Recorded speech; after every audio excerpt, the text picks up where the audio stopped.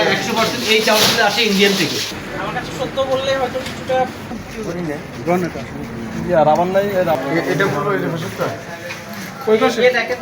কোথা থেকে আসছে চালগুলো? ঢাকা থেকে। মানে কি কি তীরের থেকে আনছে না অন্য কোনো কোম্পানি থেকে আনছে? ওটা আমার মাল, ওটা আমি জানি না। এখানে কি করা হয়? এখানে জাস্ট ওই যে বৃষ্টির কারণে ভিজছে, এমনকি মালগুলো আমি ওই মালটা কিনি নাই, না কিনার কারণে আমার বলছে যে এটা যদি তুমি চালাতে না পারো তাহলে এই বস্তা প্যাকেট দিয়ে দিচ্ছি, তুমি প্যাকেট করে গাড়িতে উঠে যাও। তো আমি প্যাকেট করে গাড়িতে উঠানোর সময় কোন বস্তায় আসছে চাউল? নুরজানের বস্তা আসছে। নুরজানের বস্তা কোন কোম্পানির, কোন ব্র্যান্ডের? নুরজান হচ্ছে ইন্ডিয়ান এলসি।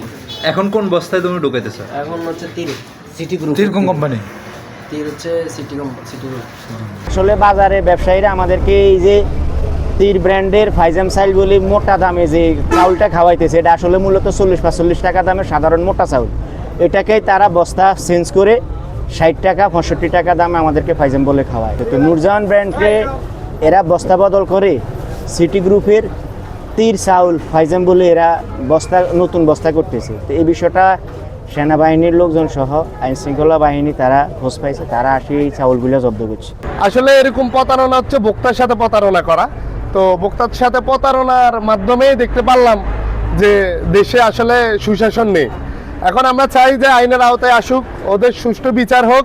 নূরজাহান নামে একটা কোম্পানির চাল নিয়ে এসে তার মোড়ক পরিবর্তন করে সেখানে তীরের মোড়ক ইউজ করছে। স্বভাবতই বাজারে তীরের চালের দাম বেশি এবং নূরজাহানের চালের দাম কম।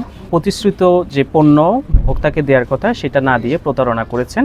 সেজন্য আমরা ভোক্তা অধিকার আইন 2009 অনুসারে এর 2টি ধারায় তাকে 1 লক্ষ টাকা অর্থদণ্ড করেছি।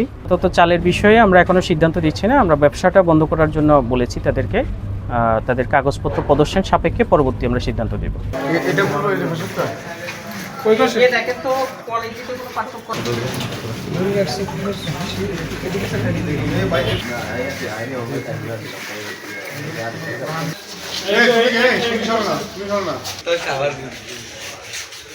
খোলো খোলো খোলো।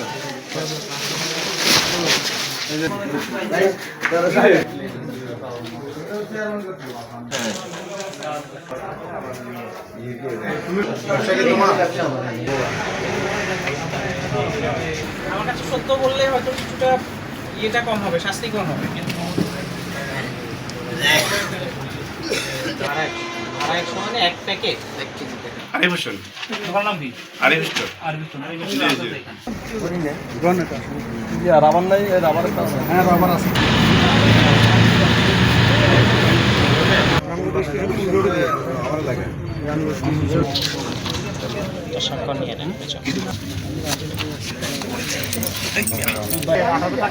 কি নাম বলছে? কি নাম বলেন?